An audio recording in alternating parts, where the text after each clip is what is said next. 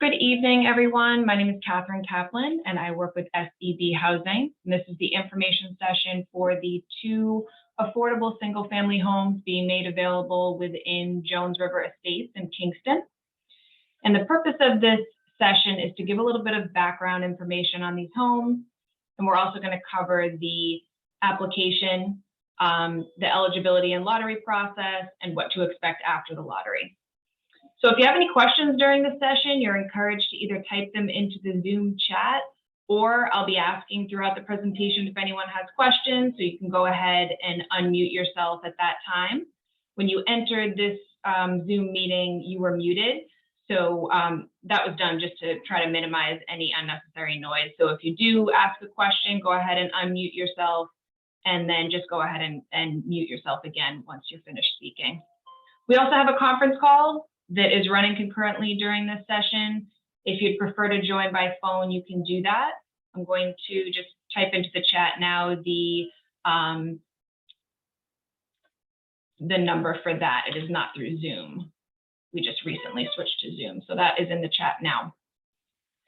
So this is a live session. It's being recorded, and it will be posted to SEB Housing's YouTube channel. So it will be available after tonight there if you need to review it for any reason. And if you have any questions after tonight's session, you can contact SEB Housing by email at info@sebhousing.com. And that is really the quickest way to get in touch with us. But if you'd prefer to give us a call, that's perfectly fine as well. The phone number is up here as well at 617-782-6900 extension 1 with any questions. So just want to check real quick, let me know if there's any issues viewing your screen or hearing me right now in the Zoom session. Just give me a quick heads up if there's any issues. If not, I'll continue on.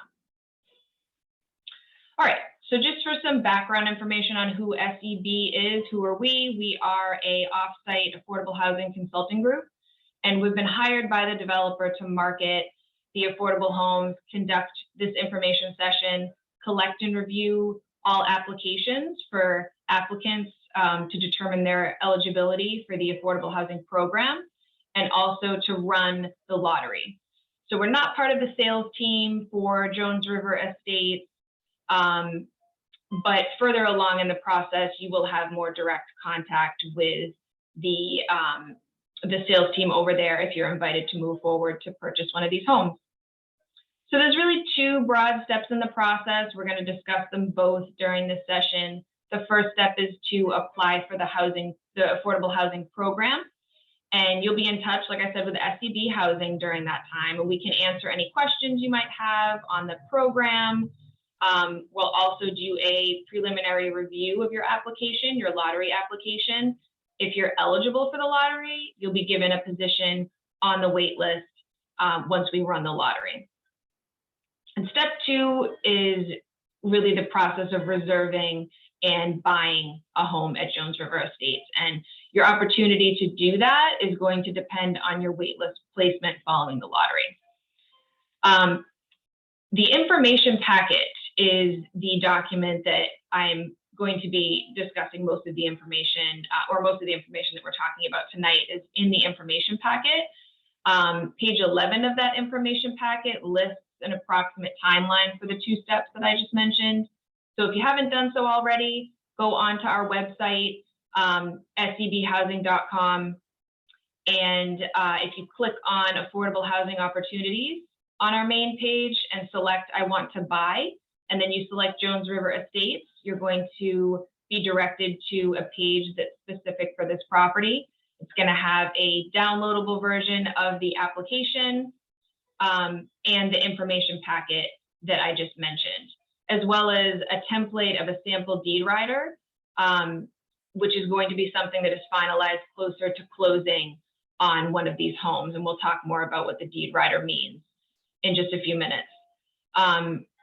We're not going to have time to cover everything that's in that information packet, but I will be reviewing most of the main points. So even if you attend this session, it is recommended that you take a look at that information packet because there will be more information in there that may be useful to you. So if you choose to apply to purchase one of these affordable homes at Jones River Estates, you're going to need to complete the affordable unit application, which is on our website. And you can submit that to us in one of several ways. The first would be to email or scan it to us. You can also fax it. Our fax number is listed on page 1 of that application. You can send it by regular mail, or you could drop it in our 24-hour secure drop box, which is located at our office in Needham. And our office address is 257 Hillside Ave. And the drop box, as you come down the driveway, is located on the left side of the building. So you can pick whichever one of those options works for you.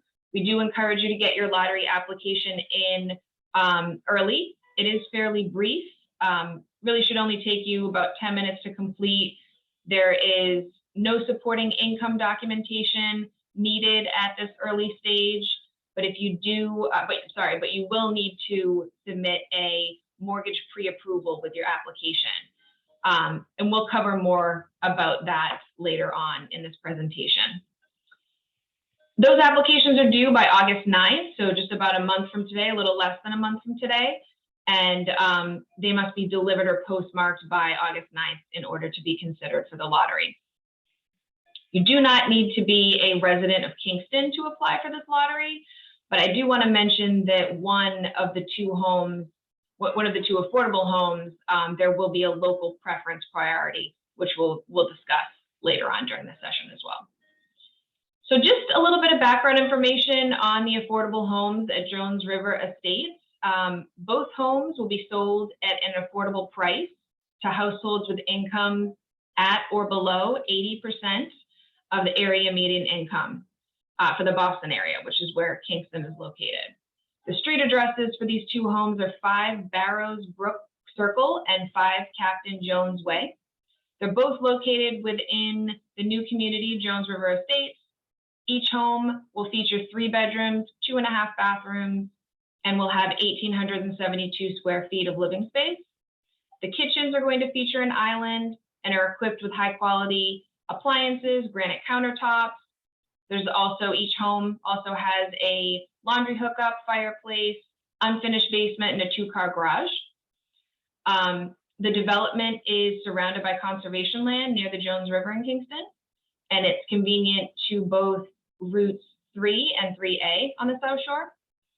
The town of Kingston has a commuter rail, so it is a few miles from there, but it would be pretty close to that if you need to get into Boston. There's also lots of restaurant and amenities in Kingston. There is a homeowners association fee, an HOA fee of $80 per month, and that fee covers the cost of common area landscaping and snow removal, as well as septic system maintenance. So the two homes are going to be sold for $319,600, and this price is significantly below what market rate homes have sold for in the community of Jones River Estates. From what I saw, most of those have been selling for more than $600,000 over the last couple of years. So since these homes are going to be sold at an affordable price, they're only being made available to households with incomes at or below 80% of the area median income, which is referred to as AMI. So AMIs are amounts that the Department of Housing and Urban Development releases each spring, and Kingston falls within that Metro Boston area. So since these are affordable homes, they're also going to have what is called a deed rider filed along with the deed at the time of purchase. So this ensures that homes remain affordable in the future, even if the owner eventually chooses to sell them. So a few notes about what the deed rider means for you as someone who's looking to purchase this. So it will limit the amount for which you can eventually sell the property. So this opportunity isn't for you if you're looking to buy or flip a home within the next year or two. It doesn't mean you won't eventually be able to sell it for profit, so for more than you paid for it, but it will need to be resold to another affordable buyer. You just may not be able to expect what market rate homes will be sold for. And the formula for resale is listed in the last page of the information packet. And it is also based on the area median income. The deed writer also says that the affordable home must be your primary residence. So generally it can't be rented out as an Airbnb or something like that. And then third, if you'd like to refinance or make capital improvements, such as a new roof or something like that for the property in the future, the Department of Housing and Community Development would need to approve of that. These are brand new homes, so that really would not be applicable, I'm sure, for many years, but just want to make sure that you're aware of that. So I mentioned that a mortgage pre-approval is required to be submitted along with your lottery application. And so we suggest that after you review the information packet that I've mentioned, you just copy or rip out page 10, because that is the page of the information packet that lists the required mortgage pre-approval standards for this housing opportunity. And you just want to show that to your lender, to your bank, to show it to them and confirm that the mortgage product that they're offering you meets the necessary standards for this affordable housing opportunity. So you might also want to bring a copy of the deed writer as well, which is in our website listing for Jones River Estates. There's also information in there that can sometimes be problematic for lenders. Certain loans will not accept all terms of a deed writer. As an example, the loan must have a fixed interest rate throughout the term of the mortgage, and it also cannot be an FHA or VA loan, since these types of loans do not accept the deed restrictions that are listed. So you don't want to be in a situation where the lender grants you a mortgage pre-approval and then backs out of that mortgage at the time of purchase. So you want to make sure that they are aware of the resale restrictions associated with affordable housing properties. Along those same lines, we just want to mention that in our experience, it's been very difficult for applicants to close with Bank of America as their lender. So we recommend that you don't use Bank of America for your pre-approval or mortgage, as their mortgage products are likely not suited for affordable units. But with that said, you can select any bank or lender that you would like. We just strongly recommend that you choose someone who has experience with affordable housing programs. On page 10 of the information packet, you'll see a link that has that will direct you to the Mass Housing Partnership website. That site is a great resource for you to find lenders who are familiar with affordable housing. And the mortgage pre-approval standards will state for this opportunity that you must provide a down payment of at least 3% of the purchase price, half of which, so 1.5%, must come from your own funds. So your loan or mortgage amount can be up to 97% of the purchase sales price. I'm going to stop there and just see if there's any questions. It's a lot of information up front for you. Next, we're going to get into the eligibility requirements for the housing opportunity. But does anybody have any questions before I move on? I have one. Sure. Hi, my name is Tanya. Hi, how are you? Good. To get pre-approved, do I go to a bank in my town or the one in Kingston? No, it can be anywhere. Anywhere. Yep, it doesn't need to be in Kingston. It can be anywhere. That's fine. Thank you so much. Yeah, no problem. Anyone else? I just have a question. Could you hear me? Sure. Yep, I have someone on the phone here. I'm just going to turn the volume up. Yep, go ahead. Okay. I just had a question. So I saw that it was like up to a family of 6. We're a family of 7. It's me, my husband, and 5 children. Would we not be eligible? We have 3 girls and 2 boys. You would. The amount, I'm going to look up the amounts real quick for you because I'm going to switch my slides here. There is income and asset maximums. So I'm just going to read off the, take that off that screen there. I'm going to read off the set. It's a 7. You have 7 people in your household, you're saying? Yes. Okay. So let me just, I can look this up quickly. So I just want to give you that amount, just so you can have that in mind, since it's not listed in any of our materials. The 7-person maximum income limit is $138,000, so $138,700.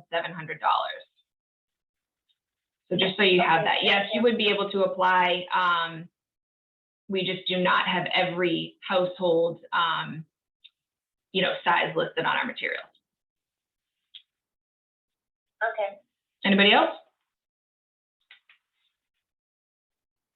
All right, so I'm going to move on to the, just turn the volume down here again, the eligibility requirements and criteria for the affordable housing program. So page 4 of the information packet, there's 4 eligibility requirements. And the first is that everyone in the household must qualify as a first-time home buyer. There are exceptions to this, which we're going to discuss in a few moments as well, but even if a household qualifies for one of the exceptions that we'll talk about, they still would need to sell their current home prior to closing on one of the affordable homes at Jones River Estates. So just keep that in mind. The second eligibility requirement is that a household's income and assets must be below the maximum allowable income and assets that are listed, and we're also going to go through in just a few moments. And we're going to talk a lot more about how we calculate income once we have all of your income documentation further along in the process. The third of 4 eligibility requirements is that you must have that mortgage pre-approval. And the fourth is that applicants may not have financial interest in the development or be a related party. So these homes at Jones River Estates are being offered by the developer 19 Wapping Road LLC. So if you work for them or if you're related to them in some way, you may not be eligible for this lottery. It comes up very rarely, but just want to have that on your radar. So to circle back to the first eligibility criteria to explain more, every household member must be a first-time home buyer. So what does that mean? So a first-time home buyer is considered someone who has not within the last 3 years owned a home. And so this would include joint ownership. If you and your spouse owned a property together within the last 3 years, you would be considered to have owned property within those last 3 years, even if you're not the only person on the deed. There's 5 exceptions to the first-time home buyer rule. They're listed in the information packet. The 3 exceptions that come up most often are someone who is referred to as a displaced homemaker. So that's someone who hasn't worked outside of the home for years, but has worked at home to care for the family and maintain the home. They owned a home with their partner or spouse, but no longer own that home due to a recent divorce. And so they're no longer on the home's deed. So if you fall into that category where you had owned a home within the last 3 years, but no longer are on the deed because of a divorce or something like that, then you would be an exception to the first-time home buyers rule. The second is a single parent who has at least joint custody of 1 or more children or are pregnant and are now being displaced due to a family breakup. This person might be looking for a new home and could be eligible for this opportunity. The third exception is an age-qualified household. So this applies to households with at least 1 member who is 55 or over, and that person is selling a home that they have owned for any number of years in order to now purchase an affordable property. So just a reminder again, if you qualify for any of those exceptions that I just read through, you do still need to sell your home before buying a home at Jones River Estates. So it might mean that your divorce would need to be finalized so that your name is no longer on the deed. And I recognize sometimes that takes quite a while, but hopefully it would work in your favor in terms of the timeline. The second eligibility criteria, the income limits. So since these are affordable homes, I mentioned that they're being made available for purchase only for families who have a total household income at or below 80% of the area median income. So those maximum limits are set by household size. So if you're figuring your total household income, you want to make sure that you're including every person in your household, any income that they have coming into the home. And these are listed, these numbers are listed on, these figures are listed on page 4 of the information packet. They're also listed on the application and our website. So there's really no need to, memorize them. You just kind of are going to take a look and see if you qualify. So the AMIs change every year in April. HUD releases new amounts, but currently a one-person household could make up to $78,300 per year. The maximum income limit for a two-person household is $89,500. For a three-person household, it's $100,700. A four-person household, it's $111,850. And for a five-person household, it is $120,800. And for a six-person household, the maximum income limit is $129,750. So when you submit your unit application or your lottery application and your mortgage pre-approval, we do not need you to also submit verification of your income. But you will be, once you are found to be eligible for the lottery, you'll be provided with a document requirements guide. So that will give you more information on what's to come and what information we will need from you eventually to verify your income. It also details exactly what types of documentation we'll need, such as pay stubs, benefit statements for each type of income source that your family has. So you're going to want to review that guide carefully, because after the lottery, if you're invited to move forward in the process, you're only going to have about 7 to 10 days to submit all of the required documentation to us. So take a look at that once you receive it, and it should be helpful to you when putting together all of the information that you're going to collect for your household. And so although we don't need that income verification now, I still want to give you a basic overview of how your income will be calculated. And you should know that income for this program is counted as a projection of your income over the next 12 months. So that's for all household members, once again. And this includes income that you may not count on from week to week, such as bonuses or overtime. And the only exception to this is minors. So anyone under the age of 18 in the household who is earning wages, we're not going to count their wages. And also for dependent full-time students who are working, we will only count the first $480 of those wages to determine whether or not the household is eligible for the program. We also need to count gross income, so not net income. We're going to be counting the amount that you make before taxes, although that isn't the amount that you don't take your full salary home. The program does indicate that we need to count gross income. And how we calculate it isn't necessarily one size fits all, since everyone's income circumstances are unique. So while some applicants have a weekly salary and they can depend on that paycheck consistently every week, some people are working seasonally or are self-employed. And so in those circumstances, we often need to look further back into the past in order to project what your anticipated income will be over the next 12 months.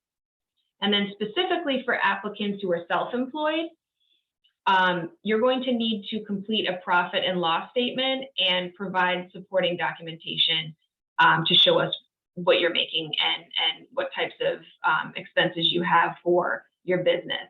Your business expenses will be taken into account, but for households who are not self-employed, it's always the gross income that we need to count. So in general, any income that you've been making, we will assume that you will continue to be making it going forward, unless we have some sort of definitive documentation from your employer, for example, stating that that income source is no longer going to be applicable for you. So it might be a written letter from your employer stating that bonuses or overtime are not going to be paid out in the coming year, but we are not permitted to accept statements from the applicants themselves. So if you have made, as an example, if you've made $80,000 in the last year, and you were submitting your application and estimating that you're only going to make $50,000 this coming year, we would still need to count the $80,000 as your projected income unless we have some sort of additional documentation that's provided to us to consider. So, and even that might not be a guarantee that your countable income will decrease, but we do want to have as much information as possible to make that determination. The sources of income that you're going to want to include on your, when submitting documentation to us, there is a table on the application that you can take a look at just to make sure that you don't overlook any income that you have coming into your household. Some income sources to consider: wages, whether they be self-employment or through an employer, Social Security, SSDI, child support, alimony, any retirement distributions that you've had, unemployment or workman's comp, pension payments, even periodic payments from friends or family. We might need a statement from that friend or family member to confirm the amount and frequency of the payments. And then any assets that you have that are generating income, we would have to count that income as well. There is no minimum income requirements for this housing opportunity, but in order to qualify for a mortgage, you are going to need to meet the bank or lender's requirements in order to receive that mortgage pre-approval that is required to be submitted. So just keep that in mind.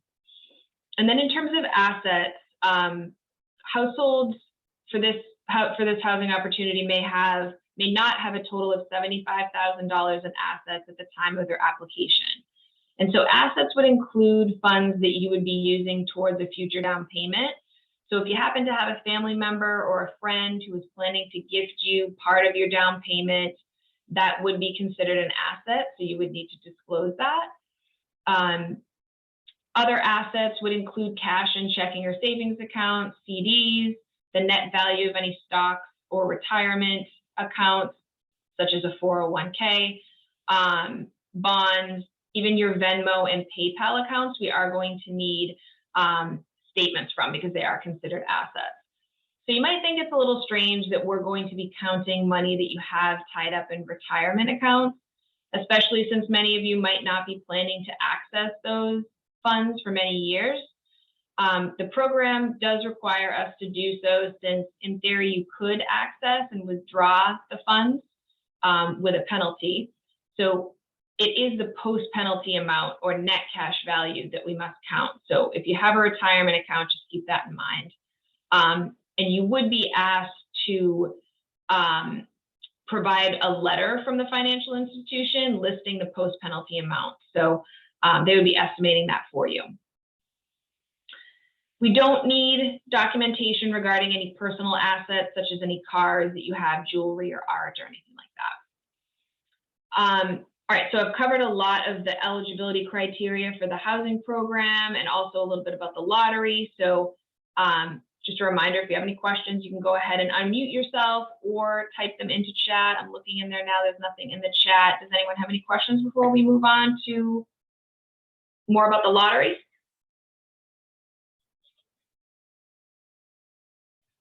All right. So as I mentioned earlier, we want to make sure that you apply as early as possible to get the process started. So we're going to review your application and contact you if any information is missing or appears incorrect.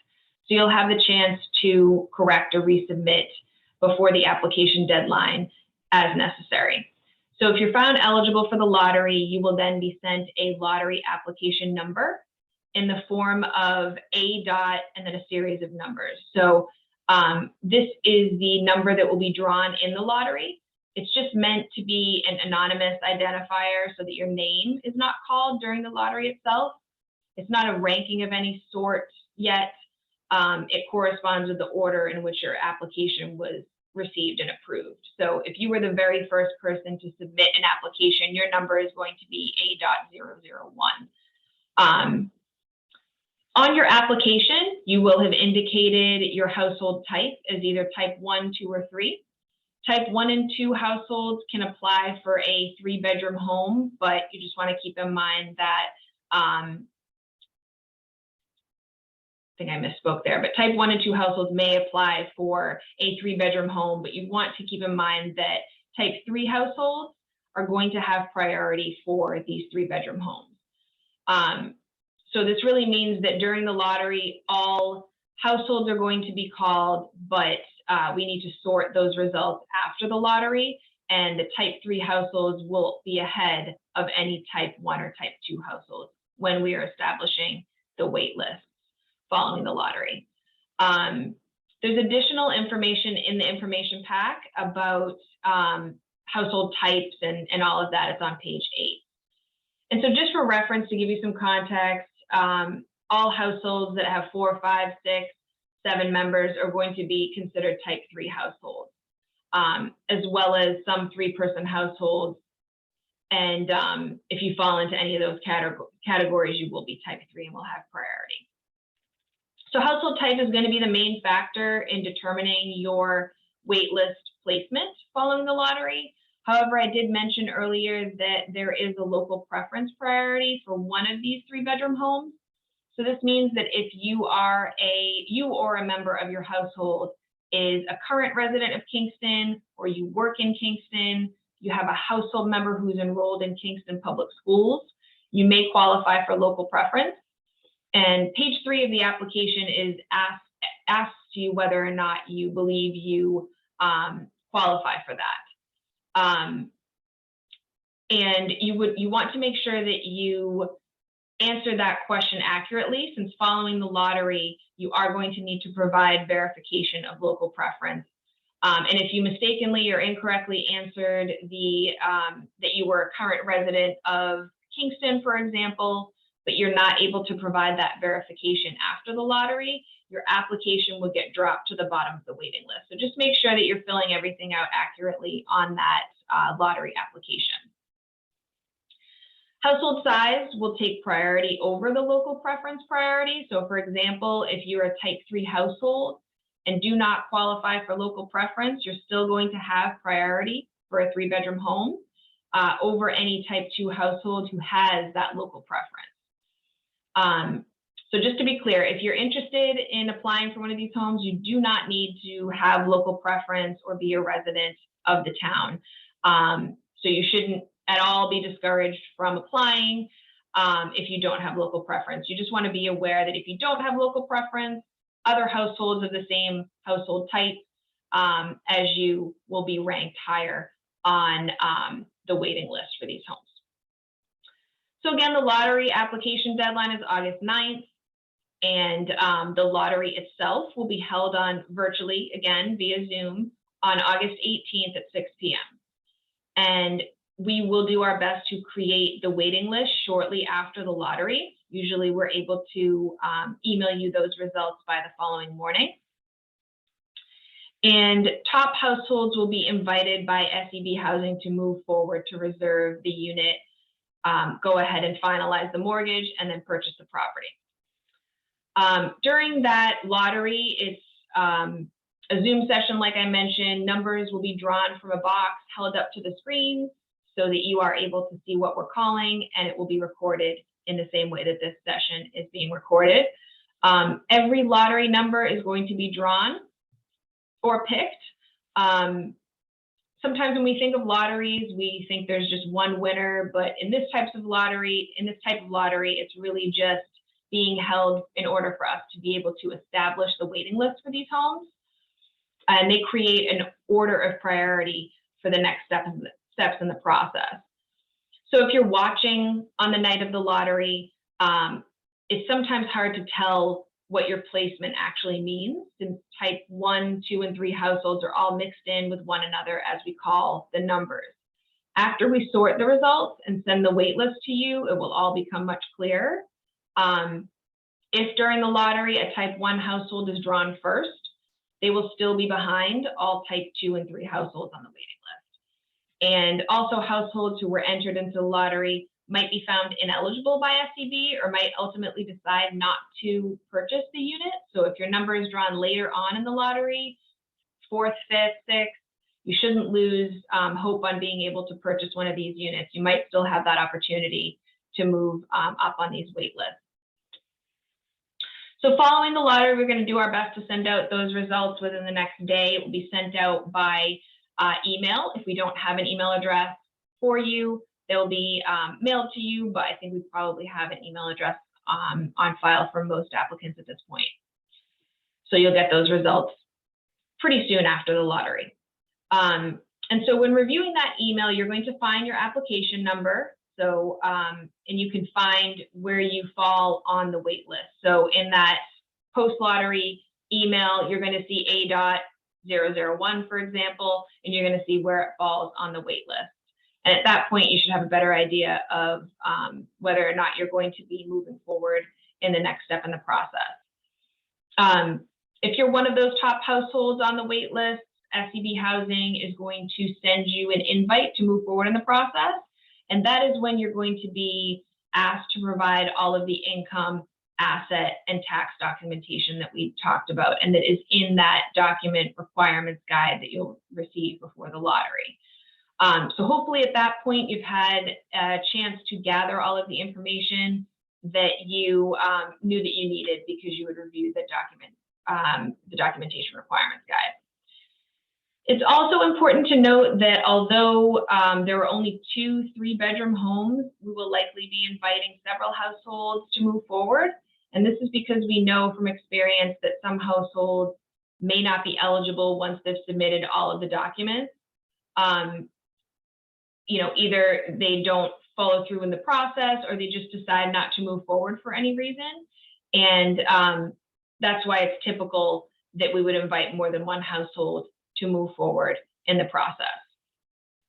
So you'd have about 7 days or a week to provide all of the documentation requested, all of that income information.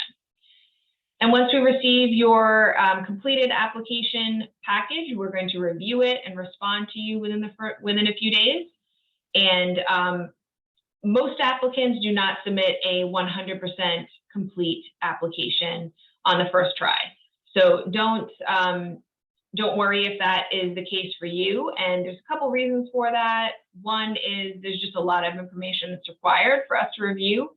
And then also, sometimes we have further questions once we are reviewing the documentation that you've submitted. So for example, you might submit a bank statement and there are some deposits that we will need to have further verification from you about.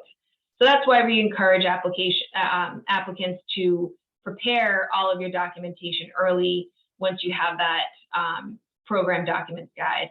So you'll be prepared if you are one of the top households and you're invited to move forward.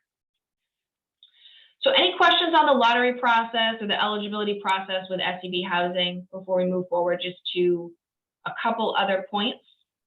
I have a question. Sure. Sorry. Okay. Do you guys only need like the list from the checking and the savings account for bank statements, or I have to also send my credit card bank statements account? No credit card. We don't need credit card statements. We'll just need the bank statements for the last 3 months. So the actual statement, not you know, a slip from an ATM or anything like that. We would need the full statement. But yeah, no credit cards. Anybody else? Thank you. Sure. All right, so if you are found eligible by SEB Housing, the next step is then to send your full file to the state. So the Department of Housing and Community Development will then do a review of your file and give us the green light if you're eligible to move forward after they have approved the file as well. So once DHCD has approved your application, the process becomes very similar to what it would be if you were purchasing a market rate home. So once you have been approved by SEB and by DHCD, we should mention, you know, if you are deciding to hire an attorney to assist you in navigating through the home buying process, we encourage that. It's perfectly acceptable to do that. It's likely a smart thing to do because, you know, purchasing a home is a huge decision. You want to make sure that you understand the process and that you're well represented throughout it. So you may do that at any time, but really once you've been approved by SEB Housing and DHCD, you're getting towards the end of the process and want to make sure that you're represented. So once DHCD has approved your application, you're going to also be put in touch with the sales team at Jones River Estates. And at that point, you'd be scheduling a time to tour the home and complete a reservation agreement. So in order to reserve the home, you'll be putting down a $500 refundable deposit at that time. After you've reserved the home, you'll have about 10 business days to sign a purchase and sale agreement and place the required deposit. That is the 1.5% of the sales price minus that $500 deposit that you've already paid when reserving the unit. Your purchase and sale agreement may include certain agreed upon contingencies and also a closing date. And this is one of the final steps in the home buying process. So the finish line is really close once you've got to the purchase and sale. After you have signed that purchase and sale, you'll need to go back to the bank or the lender who issued your mortgage pre-approval, or you can choose a different bank to obtain your mortgage commitment. So this process varies a little bit depending on your lender, but generally they're going to review all of the documentations up until this point, like the purchase and sale, the deed rider, and we'll do an appraisal on the home. Applicants must remain eligible for the affordable housing program up until closing. So about 3 to 4 weeks prior to your closing date, SEB Housing will do a final review of your information. And that might include, or will include, I should say, asking for updated pay stubs, bank statements, the mortgage commitment letter that you've just received. And we will then forward your final package on to DHCD again for their final review. So if you have remained eligible for the affordable housing program throughout that whole time, you will move towards closing. And once you've closed on the home, you can go ahead and move in. And there's not going to be any future income or asset eligibility reviews after that. So once you have closed and moved in, you don't need to do anything from year to year to maintain income eligibility. I think something just came up in the chat. When would the 2 homes be available? That is something I meant to mention and I didn't, so thank you for asking, Anna. So there is 1 home right now that is available. I believe that is the home that is on Captain Jones Way, meaning that it has been built. I believe everything inside is finished as well. The other home is not complete yet and may not be complete for several months, 3 or 4 months, maybe more. So we're conducting a lottery in August, but for that second home, there will be a little bit of a wait until you'd be able to move in. I'm sure they could get you in for a tour of the other home if the home that will be available is not available for you to walk through yet. The developer did let me know that both of the homes will be the same though. So the finishes and everything inside, you know, the amenities are the same. So one of them available now, the other one a few months from now.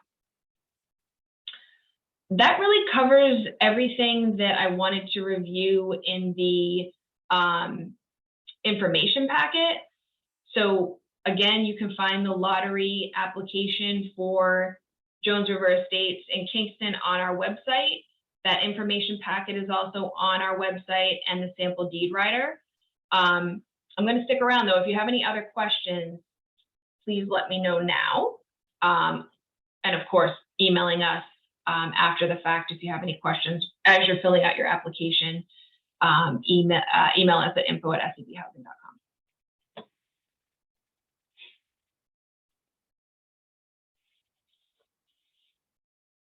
Anything else? I have one, but I was waiting. Sure. No, I think Pete has a question. Let Pete go first. Yeah, no, Pete, I just switched it back to that other slide for you. I know I hadn't moved that along as I meant to, but we reviewed all of that and it's in the information packet as well. Okay, so there is the other lottery that's coming up for Gloucester in September, right?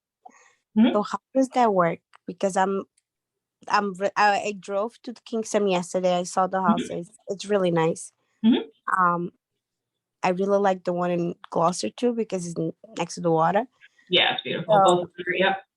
Yeah. So if let's say if I get the one in Kingston, I cannot wait to try the one in Gloucester, right? Because the one in Gloucester. So the lotteries are, I don't know off the top of my head when the lottery is for both of them, but they're on a similar timeline. So I mean, the short answer is you can apply for both. You just obviously don't want to reserve or actually go through with purchasing a unit if you're not sure if you want that home. But the process takes a little bit of time, so you could apply for both if you're not. You certainly can apply for both lotteries. Is the short answer, because you don't know if you're going to be at the top of the Gloucester or Kingston lottery. So I'd encourage you to get your application in for both of them. It's just the lottery application at that point. You're not tied to, finalizing the purchase for either of those right away. So. Okay, it's August 29th, the one in Gloucester. Okay. Yep. They're both coming up, but yeah, I mean, you can definitely apply for both. I wouldn't discourage that at all. Thank you. Yeah. Anyone else?